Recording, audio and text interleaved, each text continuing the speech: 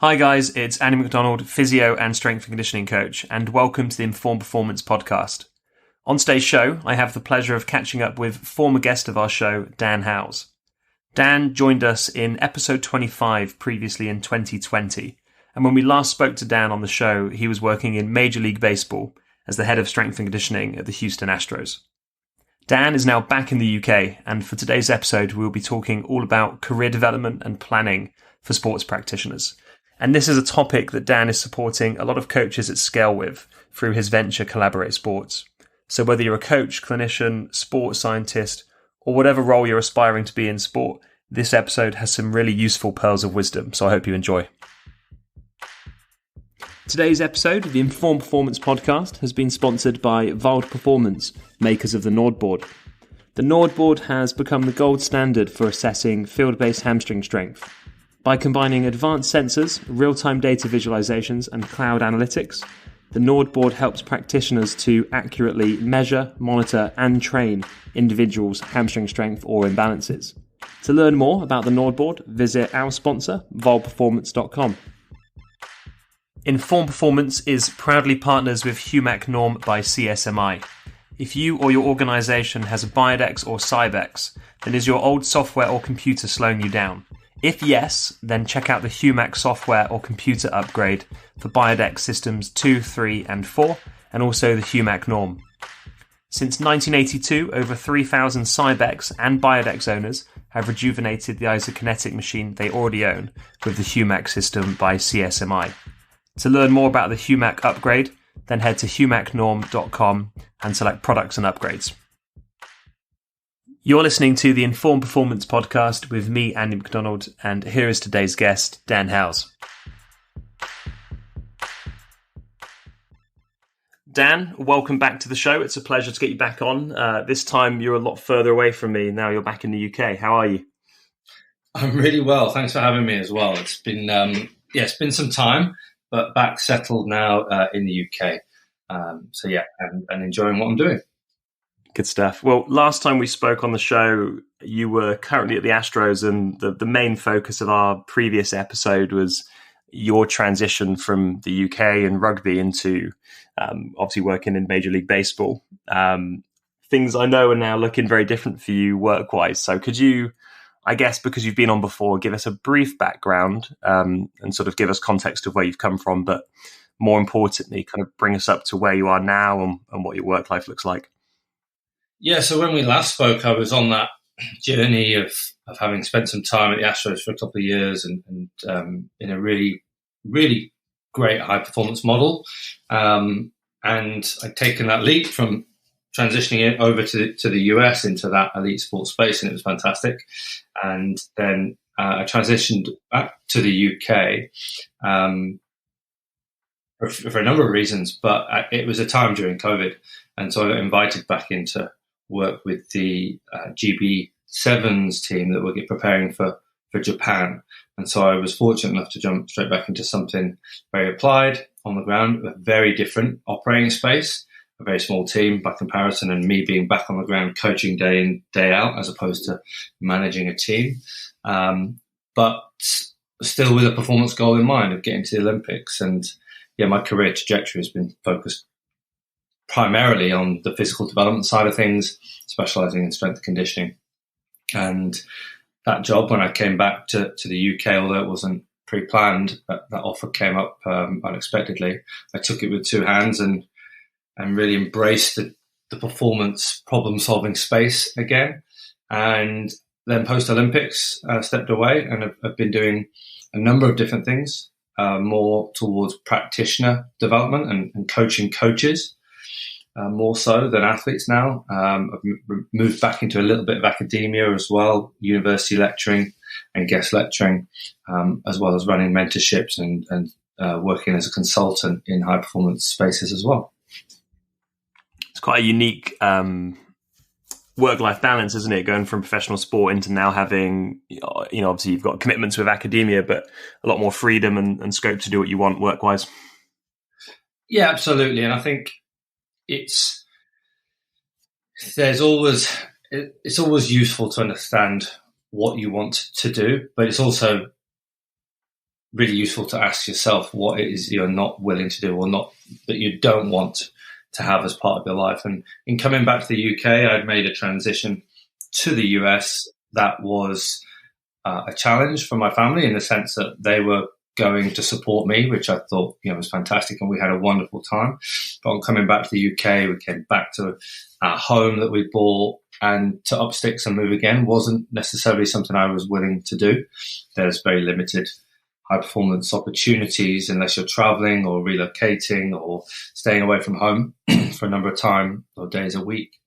And it was just something I thought about and thought, well, if I can achieve a number of things that align to my purpose as a high performance practitioner or coach in other ways, I want to explore that to help maintain the things in my life that I do like, which is the location I live in, the people that are close to that, the proximity to family, etc.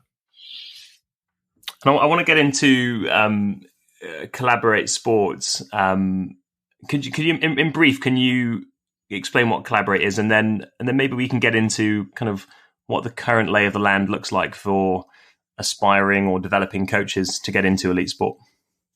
Yeah, of course. I think this takes us back to our original podcast, actually, because I think that happened in and around COVID or just before it.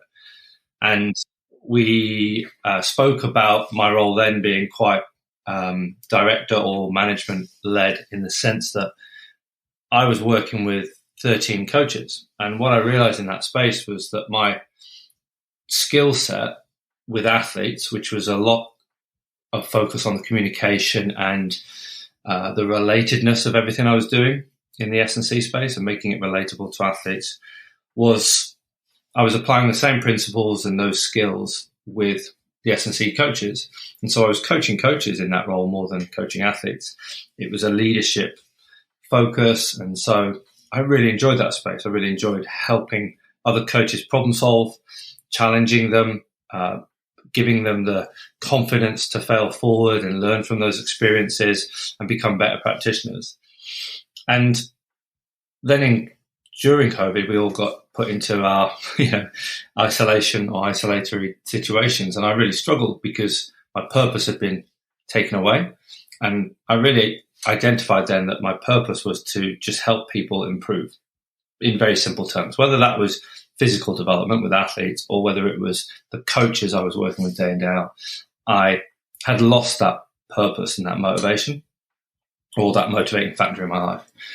And so I just started doing some stuff online for coaches, half because I wanted to help, but half because I also felt that the power of discussion and collaboration is what helps individuals move forward, understand elements of relatedness in their workspace, but mostly make sense of something. And what I was struggling a little bit with in COVID was the insane amount of great CPD out there that was really, really gold standard, high ticket, high level type stuff that was webinar based with no interactions other than a couple of sent in questions. And much like you and I are talking now, it was just a two-way dialogue. So what I started to do was open up opportunities to have many people in the room, many minds in the room, to collaborate and share their own experiences around certain areas in mostly soft skill development to start with, but also the S&C space, so that people could bring whatever the topic was to a level of relatedness to them, whether they were working in schools, whether they were working as a one-man band in a private facility, whether they had a business, whether they worked with an elite team. Everybody could ask questions, collaborate, and discuss the topic with an extreme level of relatedness. And collaboration around the group meant that you could get different perspectives on the problems that we were discussing. So that started out in Florida when I was in the States, and I came home and realized that there was an appetite for it, and just started to create group mentorships. These things, personal development is not always accessible for everyone. It's quite expensive sometimes. So group mentorships gave me the ability to reach a number of people, but for them to spread that cost in a group sense and make it a little bit more affordable for them. And so now I have these group mentorship programs that run over 6 months.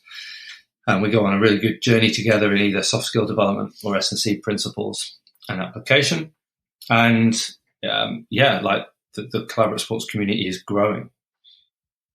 I'm guessing you get a variety of levels of a coach and professionals working with you, but for the sort of young or at least new coach trying to get through, what are they kind of up against in terms of trying to get into elite teams if that's their goal as a coach? What's the sort of typical route in currently, if there is one?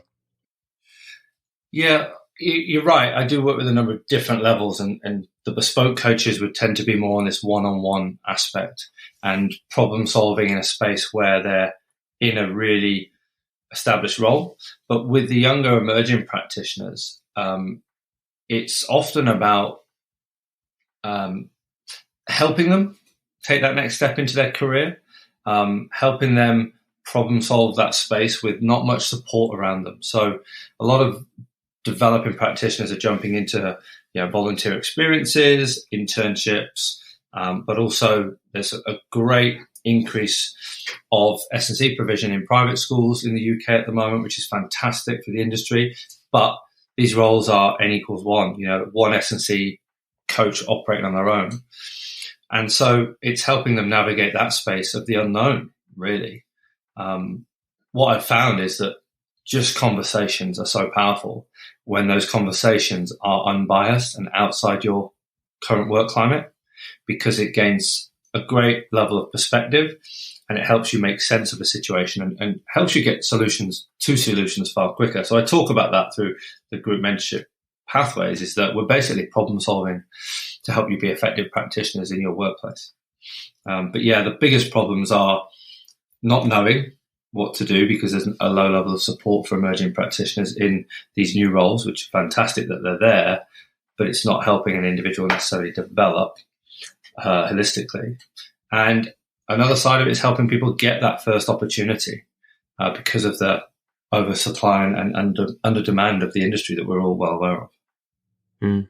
And I mean, I know the UK and the US will be slightly different. What's the current status on, or what's the average, I guess, on do people need accreditations, degrees, masters? Where are they at with sort of like certificate stacking before you get looked at? Is there a trend at the moment for what's normal?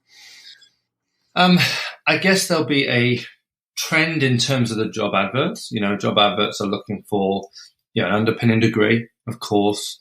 They're looking for a certificate of some sort in one way or another, but really they're looking for experience. That's the one thing that people keep coming back to me with, is that you don't have enough experience or you don't have enough specific experience.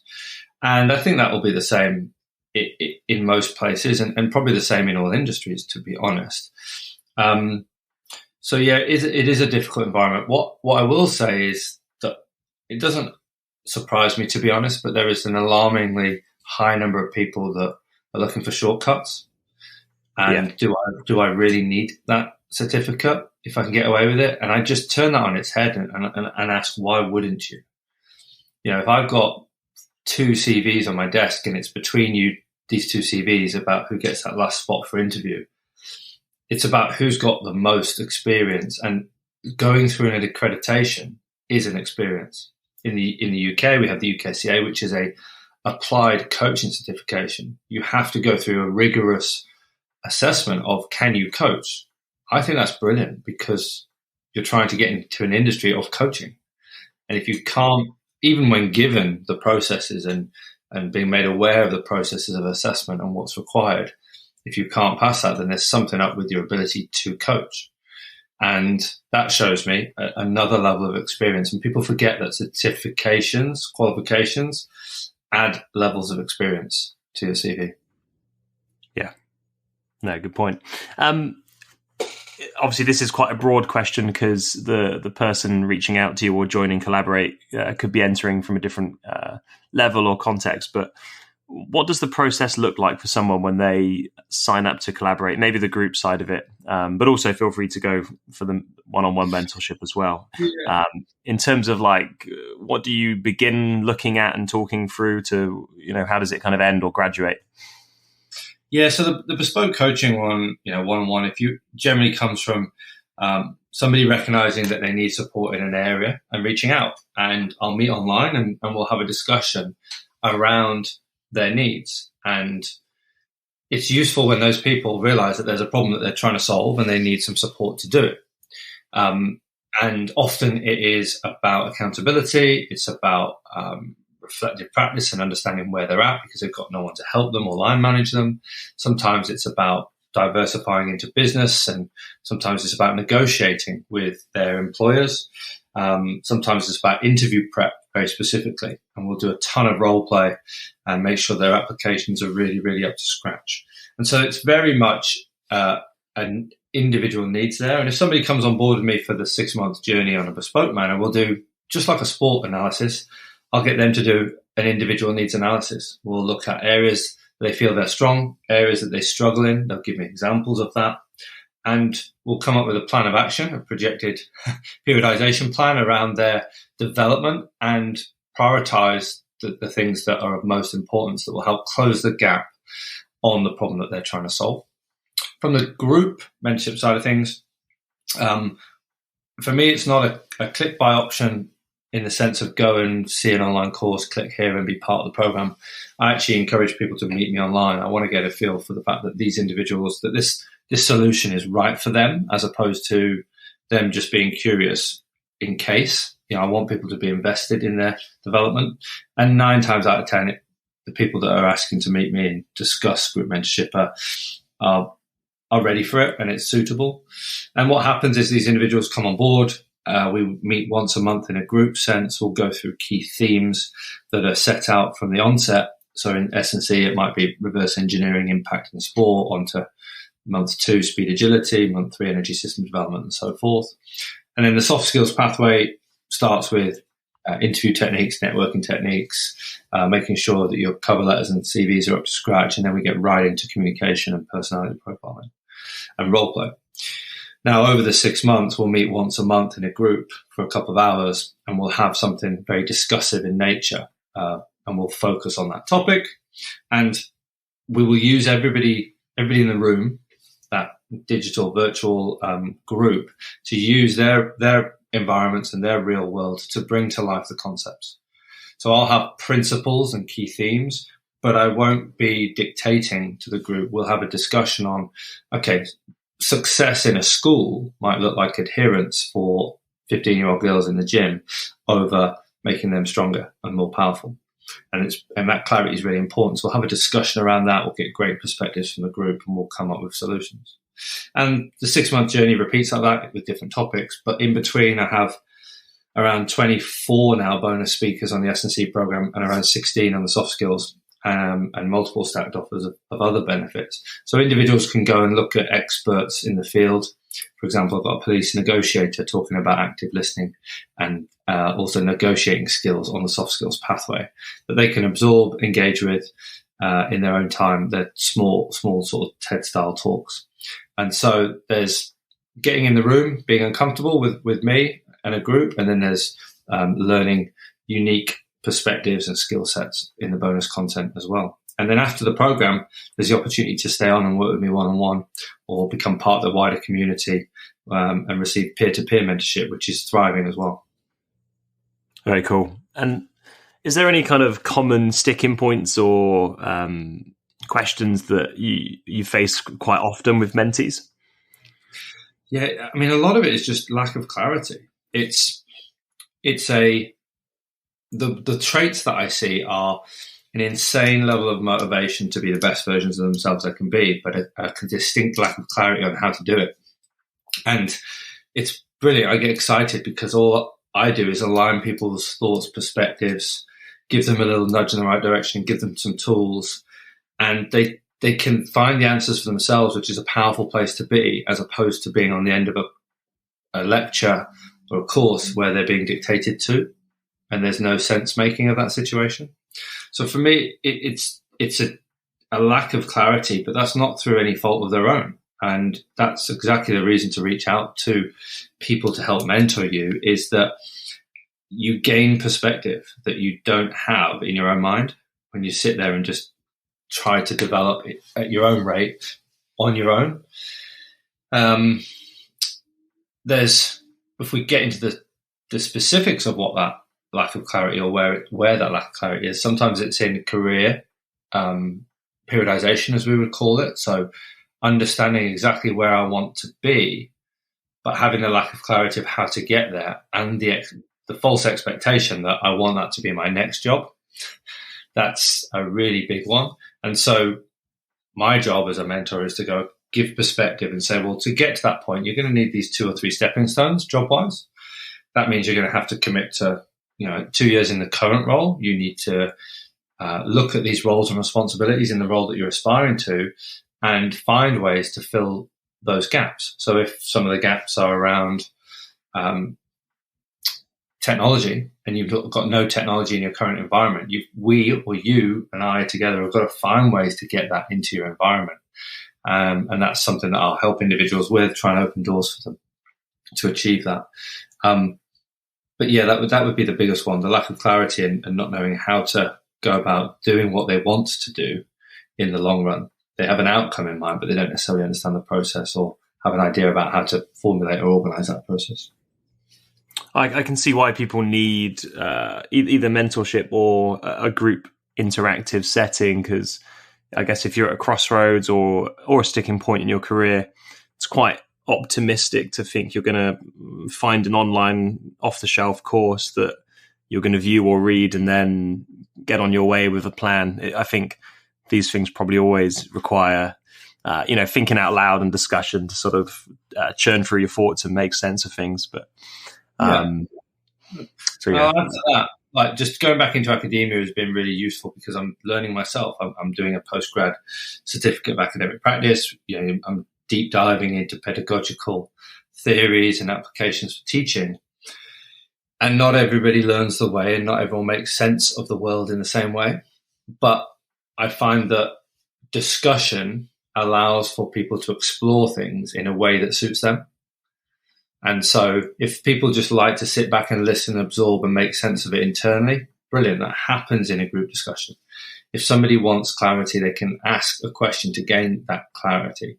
If somebody does well with being prompted to give their opinion, I can bring that out of them. And it's a really diverse environment. And I love it because I always learn something as well. And so that's why I've been reluctant to go down that online course route, which obviously has its place. But for me, this mentorship side of things is about the human side, the connection, which is everything I ever focused on with athletes. I'm just now moving the goalpost to dedicate that to coaches and practitioners. You feel free to use kind of any case studies or anonymous examples if this would make, but how do you kind of help people? You mentioned periodization a minute ago. How do you help people kind of make a framework or map out their career journey? You kind of touched on it then, but how does somebody kind of in a robust way do that? And I'm aware I'm probably stealing some of the secret sauce from Collaborate by asking. No, it's good.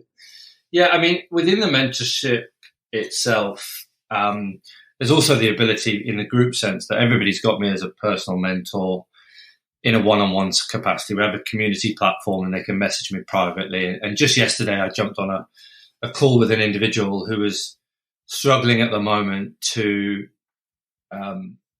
create ideas within his, or to turn his ideas into action in his environment. And what we realized was when we deconstructed the situation was that he was looking at it from a different perspective. He wasn't seeing it from the perspective of his employer, who wasn't actually associated with the team he was working with. It was a consultancy. And so he just had to think about rewording the way in which he promoted his ideas, and almost asked for permission to make these changes as opposed to saying, I think we should do X, Y, and Z. So there's the very sort of individual side of it that is reactive and based on what are you trying to solve now? And then there's the zooming out journey side of planning your career. What's really important is to know where you want to get to and where you're at now. And one of the things we do to start with is understand, okay, does what I want in the future align with what I want for myself? So does expectation meet reality? So one of the tools that we start with is looking at needs and wants. So as an individual, professionally and personally, what are your needs, non-negotiables, and what are your wants, nice to have? And so for me at the minute, one of my professional wants, which is now a nice to have, is to work with elite athletes. It's no longer a professional need. It's moved into that nice to have space. What I do need in my professional career is that I have an ability to help people, develop people, challenge people, and be challenged. And then there's some personal needs and wants as well. I need to spend more time at home, etc. So if this job that you aspire to is in a football club, and then we know that that's going to be working likely 7 days a week for a number of weeks a year.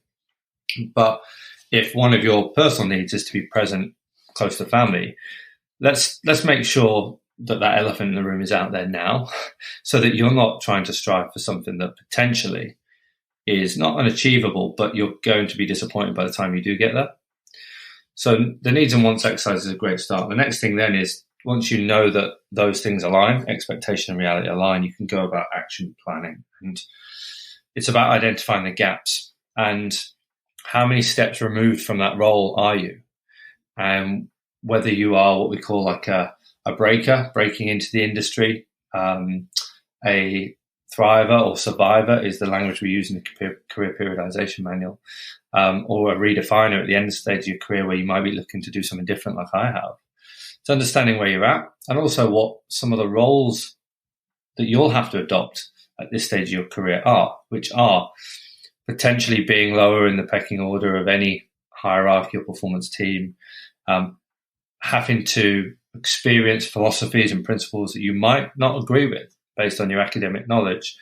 But until you've got the full experiential experience of 2 years in the industry, you should observe, reflect, capture that insight and information as opposed to try and necessarily act on it or change it, because that's probably going to reflect badly on you as an early stage practitioner. And making people aware of this has been a really useful exercise. And then we'll do something like a core competency framework assessment. Again, another personal needs analysis. Where am I at, or where's the mentee at with their knowledge and application, two different things, around speed development? Well, knowledge is great. I've done all these online courses. I've watched all these videos, but I haven't coached speed at all yet. Okay, well, that's a gap. You need to highlight that as a priority and go down the competencies around data management, technology use, problem solving, innovation, communication, collaboration, all these things, technical and non-technical. And once you've got these sort of 4 or 5 key areas, then you've got to prioritize which ones are urgent and which ones can wait. And then you've got to come up with a plan of action. How do I close the gap on the fact that I have a gap in my speed development, coaching, and application? And so some of my mentees I've encouraged to promote like speed clubs at their school, drop-in type sessions, or at the university they're coaching at, or trying to do a little bit of side business where they do some online coaching or some in-person coaching in a group sense. You know, they've not worked with large groups. Well, can you go and get a couple of hours extra doing group classes in a gym? So it's very individual, but you have to be willing to go, right, this is where my big gaps are at the moment. I can imagine having this all mapped out with such clarity in advance is incredibly helpful, because the thing I've always noticed is it's quite hard to predict what opportunities that you're going to get at any moment in time, which sounds obvious, but you know, somebody may work in one sport and their next opportunity that comes along may come at a time they're not expecting and in a sport or a location that they were never considering. So I think I can imagine having that clarity of where you're heading long term is very important to then appraise whether these quite random, spontaneous job opportunities, when they arrive, whether they actually fit you as a person and your sort of macro plan, if we use S&C terminology. Well, that's why we did it. Both Josh Fletcher and I sat there and went, the problem everyone has is they see a job, they apply for it with hope, but they're underqualified and they don't meet the criteria. And then we really deconstruct that situation and go, well, that person had the opportunity to potentially develop in these areas. They just haven't. And so just going through the process of raising awareness of the gaps between where you're at and where you want to be is really useful. This journey very rarely happens as you plan it out, but it's really a reflective task to push you into action and push you into accountability. And it's the same principles as working with an athlete for that reason, that we understand that we can't expect somebody to be ready to compete in the Olympics that's in a year's time by doing the same thing tomorrow and for the next 364 days, or for the next 4-year cycle. We have to look at the difference between their performance now, what we predict the performance to be in 4 years' time at an Olympics, what are the key limiting factors for the sport. Okay, how does our athlete compare to that? And therefore, what physical qualities do we need to develop? How do we need to upskill that athlete? What would be the priority? Which one are we going to do now? And which one are we going to do in 6 months' time? And so this macro, meso, micro approach is the same within our careers. We just need to, as you say, map it out. And much like the athlete journey, we need to be agile and we adapt. But the principles are still the same. We have to go and develop our skill sets to become better in terms of knowledge in the first place. And then we need to go practice and get reps in that particular quality or competency to understand how it works, what doesn't, and become fine-tuned in that competency as a practitioner. Whether you're working with sort of like very late stage practitioners or early stage practitioners, coaches, is there anything when you do these mentor sessions or group sessions, is there any kind of factors that are really commonly beneficial to both, if that makes sense? Obviously the later stage coach has a lot more perspective and you'd hope a wider skill set, but through the process that they work with you, is there anything that's just commonly useful to people at any stage? And that's very broad. Yeah, I guess one thing that's commonly useful is a awareness or an acceptance, that the individual is nowhere near the finished article, nor probably will they ever be. And therefore, there's just this growth mindset in these individuals to want to be better.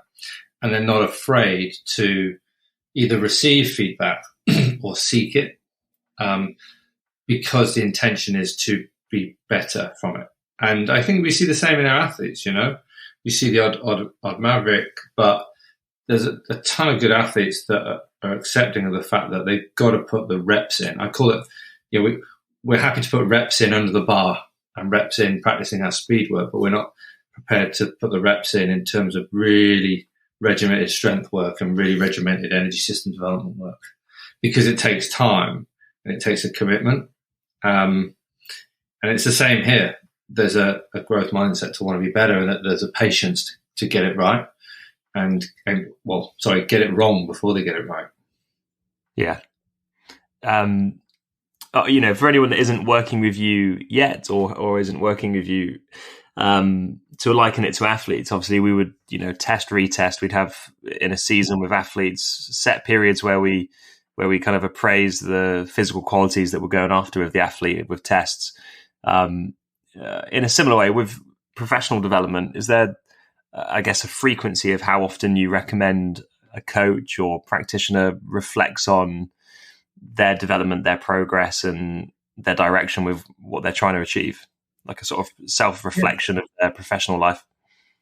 Yeah, I think there should always be an element of self-reflection or an awareness to reflect, and that can be informal in nature. So whether or not it's just driving home from work, can I quickly deconstruct what's happened that day and take one learning from that day and impact it into the next day? That for me is something that good practitioners are doing day in, day out in a habitual manner, all right, almost autonomously. But in terms of the younger practitioner, where that's not something they're used to, they're going to have to spend some time writing things down, setting aside time for that reflective practice. And that for me would need to be probably weekly, I think. And then for the more experienced practitioner, I think it's situational specific. Even just today with a mentee that I've worked with one-on-one, going into a new role, it was really exciting to talk about what that role is going to potentially look like. But it was quite daunting for him to talk about all the unknowns. And so we came up with a strategy upon how to prioritize the first 30 days. but we did it by reflecting on a personality profile that we'd done maybe 12 months prior. And that really helped make sense of some of the potential areas he was going to slip up in if he wasn't aware around of how he might manifest in that environment. And it gave him a really good action plan of how to prioritize some of the things that weren't so natural to him day in, day out, but would be really important for this role. And so that was a very situation or timely approach to reflecting, because it was trying to solve the problem we had currently, which was, I'm going into a new job and now I need to create an action plan. And so we drew on reflections from other exercises we'd done or we'd performed to really bring that to life. And we really came up with a really good action plan for him, which was really nice to see. So there's loads of different ways to do it. I don't think there's a definitive answer on the frequency, but much like training, it needs to be consistent. Yeah, no, good answer. So we've covered sort of career development quite widely in this conversation so far. You mentioned there's two pathways, one more S&C related, the other one being soft skills. What does the soft skills pathway look like and what does it involve? Because I think over the last few years, this is a part of our profession that is finally getting a little bit more attention. So for you and for Collaborate, what does that look like? Yeah, it's really pivotal. If I think back to the reason I actually started the soft skills pathway first was because of my own lessons in my own career. I'd spent the first 4 or 5 years of my career in the employment sense, really focusing on the X's and O's and the technical detail and the programming and very little on my ability to truly be agile and collaborate with as many people as possible in a high performance manner. And I slipped up. I made a mistake or two in one role, playing to my strengths. I was simply playing to my strengths, which were being very organized and very direct. And individuals were seeking my opinion on things, and I shut their thoughts down because in my head, I knew I was right. But really, those individuals were just looking for a way to collaborate and create or evolve the idea they had into something that could work, as opposed to being told that what they currently thought didn't work or wouldn't work. And I messed up there. And from that point on, I made it a real priority of mine to understand behavior, understand mindset, and how specific communication and strategic communication can really save you and make you in any situation. It can be the biggest downfall for you. So I say to mentees, it's not what you know, it's how you apply what you know, and how you apply what you know beyond paper and planning is about people and the human side of things. And so the soft skill pathway focuses on that. It starts with interview techniques and networking techniques, because ultimately people don't prepare for those things. Like I said, they don't get reps in of role-playing interview practice. And you don't want interviews to be the first place you recognize that you're not prepared. You're trying to impress in that situation. At least in the workplace, there's a chance to reflect and make it right tomorrow. So that's where we start. And then we get into understanding self. So that's why we use profiles, and we look at the profiles of the team in that environment to understand, okay, within our cohort, where are our gaps even as a team, or who could we use from a communication sense in this way to achieve this goal, and who could we use from a creation of ideas and innovation and creativity, and who could be used from a project management point of view, because we understand a little bit more about the diversity of skill sets in the softer personal skill side. And then we get into a lot around communication. We get a lot into challenging conversations and conflicts and conflict resolution and negotiations and how to manage them, and how the specific words and the way we construct them really have an impact on the outcomes that we're desiring. And perception doesn't often meet reality in those situations. And the role plays are really awkward, but they're quite fun because everyone has a laugh at realizing how silly some of the things they say sound, and that they don't reflect the way they thought they sounded.